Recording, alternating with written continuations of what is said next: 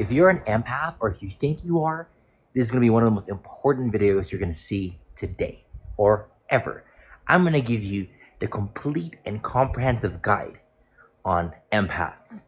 What are the signs that you're an empath? What are the weird things that you experience when you're an empath? All right. How do you protect yourself from negative energy? Because when you're an empath, you're absorbing negative energy from people around you and it drains you. And at the end of the day, you've got nothing left to give. And you're like, what do I do now? Right? And if you don't know what to do, it could feel like a curse. The reality is being an empath is one of the most powerful gifts and superpowers you could ever have.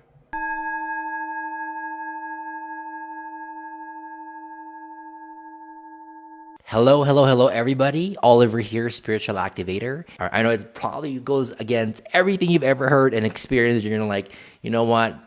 That's not true. You're crazy, but let me explain. So the first thing I want to go over is how do you know you're an empath? You'll know.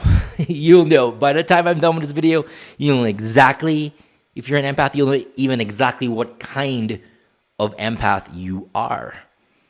Because there's 3 different kinds of empaths. I mean, it gets more advanced, but 3 basic ones to where people can typically relate. And from there, we're able to pretty much figure out, all right, based on this, here's what we can do.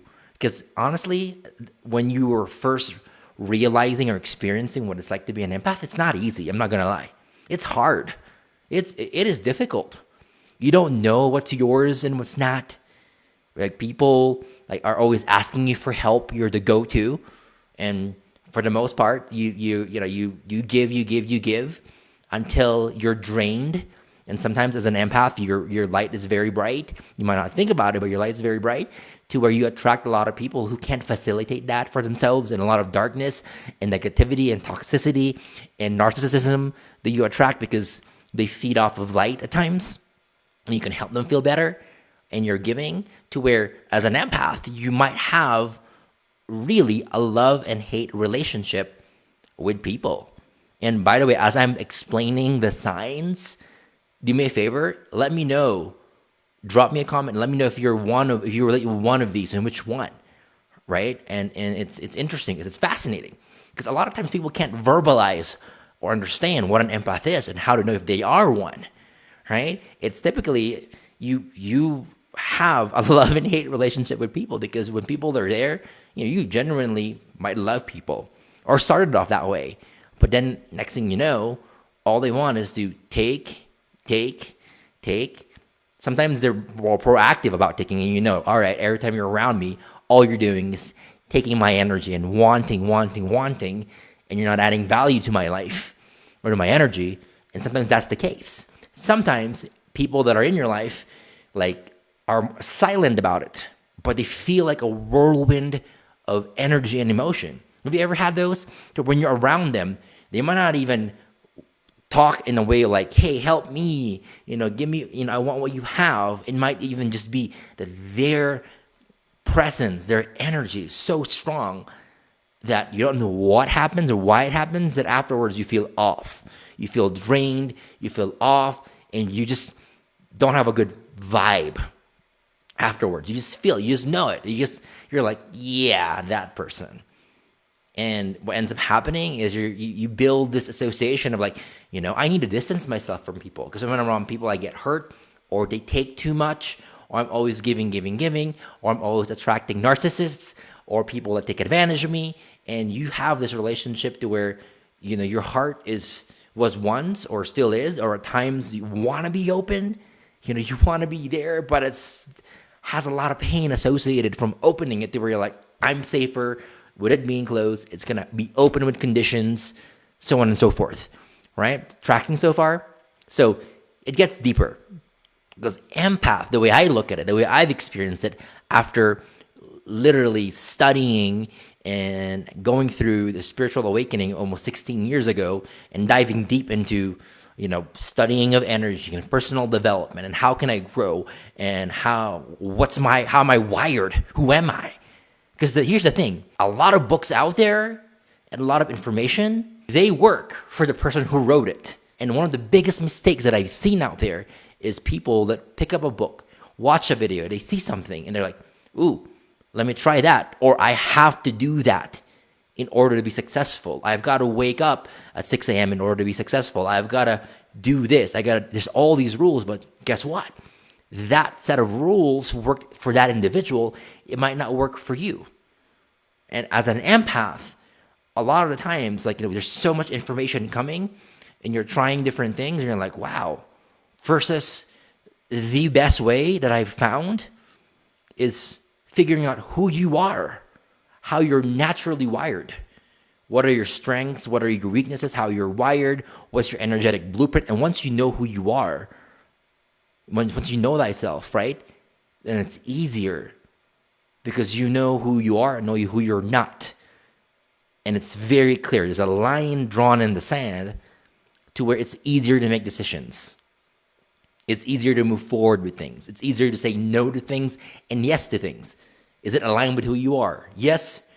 Are you inspired? Are you excited? Yes, go for it. Is it not aligned with who you are? No, not now, right? But as empaths, that's one of the things. It's hard for us to set boundaries. It really is. And the reason why it's hard for us to set boundaries, and you might even thinking yourself, typically empaths can tend to also fall into people pleasing, right? And the reason why it's so hard to set boundaries, because energetically there are no boundaries. So when there are no boundaries energetically, it's hard to set very, very real, tangible, real world boundaries in your physical world. You can't. If it's been entangled and enmeshed energetically, super hard physically, right? So let's start with energy, because energy is where it all begins. And if you have been following my work for a while, then you know I'm all about energy. It's the invisible thing that affects and controls everything in life. But most of us don't know what it is, haven't mastered it, we don't pay attention to it, we don't believe it's real, but it affects us.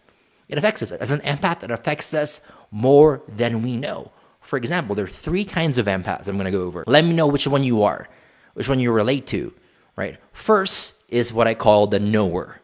The knower. And as a knower, you just know what people are thinking.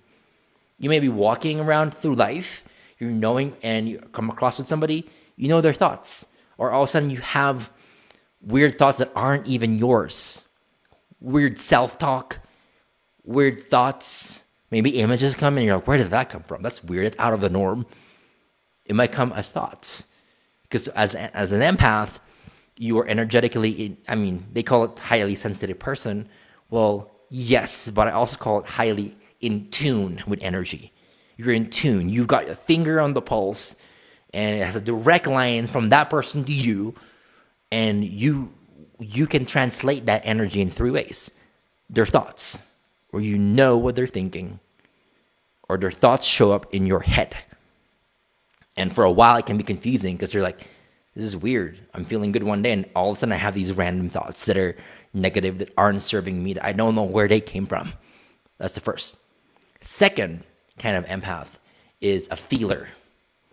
Right? Feeler. And you'll notice. You walk in a restaurant, or you're in a party, you're in a family gathering, and there's always that one person that you know. They have an intense energy, whirlwind. Everyone's got one of these that you can relate. Whirlwind of energy is just like woof, drains you. It's intense, and that person doesn't even have to say a word to you. They walk in and then woof, you feel it. It hits you.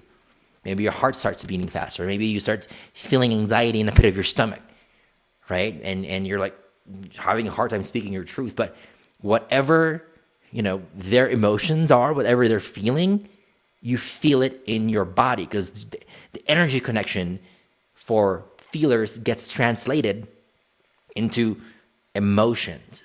It releases the same chemicals and hormones in your body as if the emotions were yours to begin with. So that can also be something that's pretty crazy, because you can be feeling good, you can be feeling peaceful, you can be yourself, and you can be like, this is me, right? And you're like, let me go to the grocery store. You walk in there, you go down an aisle, somebody walks past by you, and you're like, wow, all of a sudden I feel sad, or this heaviness, or this anxiety, or overwhelm. And you look back and you look at the person, and they have overwhelm and anxiety written all over their physical presence. And you're like, wow, but you absorbed it. And for some, you are a embodier, which means if they have physical pain in their body, I'm laughing because this is me. And for the longest time, I'm like, wow, this is crazy. And I've gone full circle now and understand what to do with it. But at the beginning, I was like, this is debilitating. To where I remember one time I was in Sedona and I was doing this photo shoot for the business, right? And I got into the car with our photo shoot photographer, and we were gonna go into a nice little mini mountain, a vortex to climb. And when I got into the car, I remember my left knee started hurting out of nowhere. I'm like, what's going on? And I started looking in my life. I'm like, what did I do this week?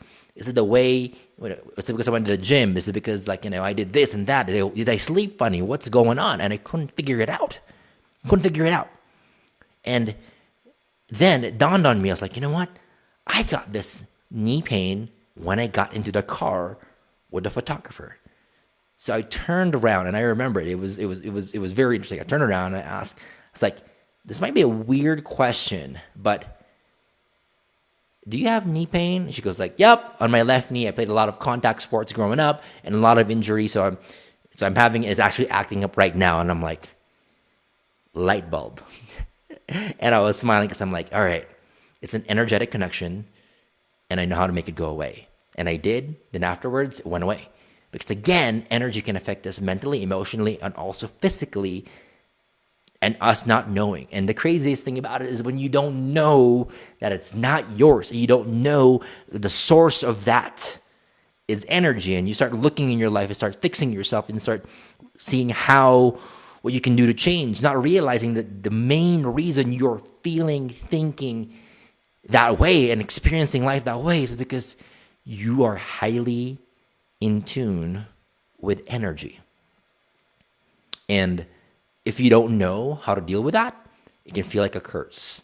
If you know what to do with it, it's a blessing. And the thing with embodiers is they not only feel the physical stuff, they feel it all. Mentally, emotionally, and physically, to where it's a full embodiment. It's like that person's so went in their body and they're experiencing what that person thinks like, feels like, and the pain. And it's no joke. Could be very debilitating and very, very just disruptive to your life. So again, a lot of people, it's not like we were born and someone says, look, all right, you're an empath, you are number 2, you're a feeler. So here is a list of things that can help you with your gift. Do this, do that, and this is how to be happy. No one sat us down, right? Nobody taught us how to do that. We're having to figure it out. And hopefully you're learning a thing or two here. Let me know if you are, because empaths is, I've helped so many, and I'm one myself, to where I get it, right? I get it. We never fit in at times, or we want to be by ourselves. We want to be isolated because things can be too intense. It really can. And our energy being by ourselves, we can talk to people if we wanted to, but when we're not aware of how to use our gift, we close off because it's painful. So we tend to be loving hanging out by ourselves and just really living life like that, right? Living life with a love-hate relationship with people. But you got a big heart, and people always come to you. They always want help. They always come to you, and when you can, you do. And when you're drained, you might even have a very snippy or lashing, defense mechanism that comes out because you don't want to be drained further. The worst thing for empaths, which we do anyway, is we get down to empty and we still keep on going. Oh, I'm at empty. I'm going to still keep giving until we're completely drained. And we're like, have to do drastic measures and might even look like mean because we're trying to distance ourselves from people that drain us. It might look abrupt, abrasive. And we're like, and then after that, we even guilt ourselves of like, oh, wow, can't believe I did that. Can't believe I took care of myself when I was overheating and I was running on empty and I wasn't giving myself self-love and self-care. How selfish of me. And we even guilt ourselves further because we can't give as much as we want to, right? Welcome to an empath's life. But the thing about it is empath is actually the biggest strength. It's the biggest gift that we have because there's always 2 parts to a story, or 3 or 4 or 5. There's more to it. Yeah, when you're first learning about being an empath, it's heavy. When you master it, guess what? It's an advantage in life Because the thing is, one, if you know how to not absorb negative energy, right? Because there's 3 levels of protection that I've learned that works really, really well for empaths. 3 levels of protection. Protection number 1 is literally protection. You've got energetic shields that you have, practices that make it so that when you're in contact with somebody who has intense energy that can drain you, it doesn't affect you. First level of protection is protection. And then what ends up happening is sometimes we forget.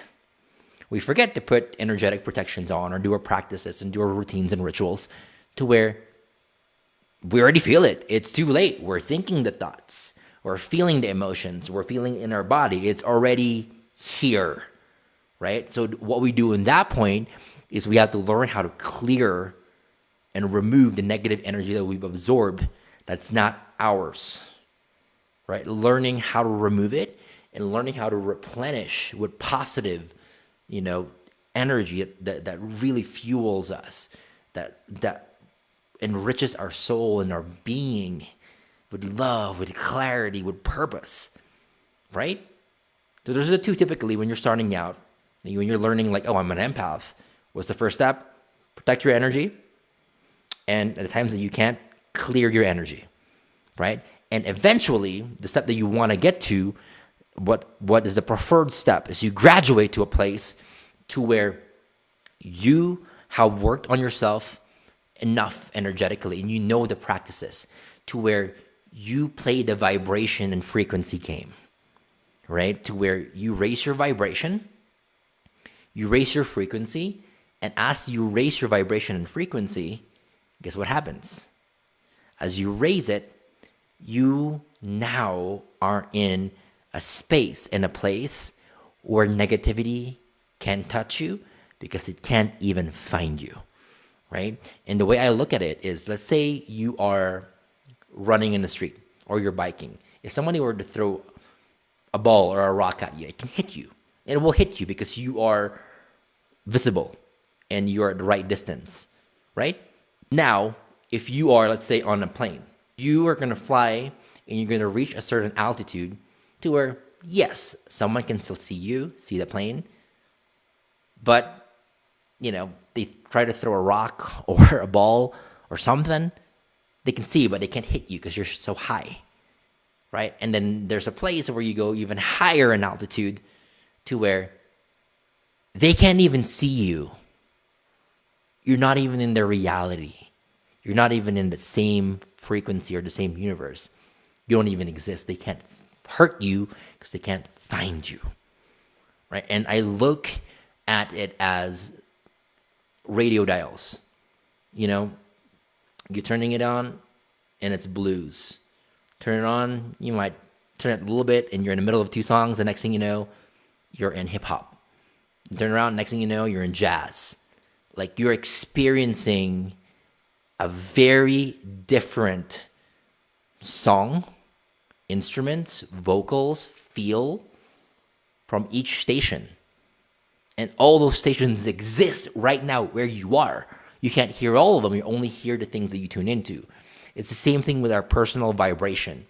When we go high, there comes a place to where fear, anxiety, negativity, anything that can drain us can't find us, can't reach us, can't touch us. And that is the goal ultimately for an empath, is to learn how to raise your vibration and really just soar up high. And when you're there, you're just literally floating through life with an open heart, not hiding, not worrying about people hurting you and protecting you, because you're so full of love, you're so full of light, you're so full of energy, you're so full of positivity that it becomes a reverse.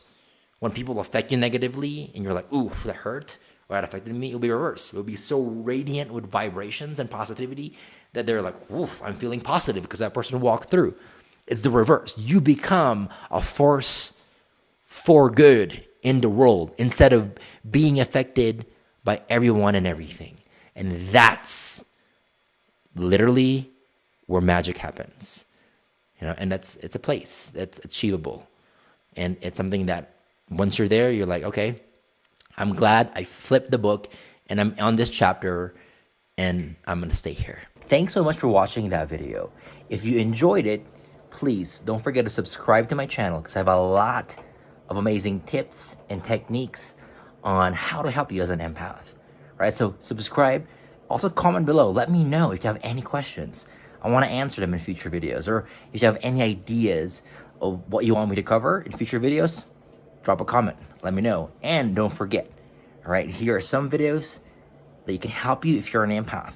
One of them here is going to be on how to clear the negative energy that you absorb.